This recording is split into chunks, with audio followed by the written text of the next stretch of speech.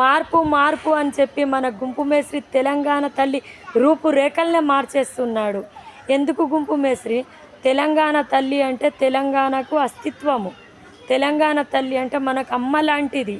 మన భారతమాత ఇట్లా కిరీటం పెట్టుకొని అందంగా ఉండి భారతదేశాన్ని పరిపాలిస్తుందో మన తెలంగాణ తల్లి కూడా అంతే అందంగా ఉండి కిరీటం పెట్టుకొని చేతిలో నిండు బతుకమ్మ పెట్టుకొని తెలంగాణ ప్రతీక బతుకమ్మ ఎత్తుకొని అంతే అందంగా నిలబడి తెలంగాణ ప్రజలను కడుపులో పెట్టుకొని చూసుకుంటుంది.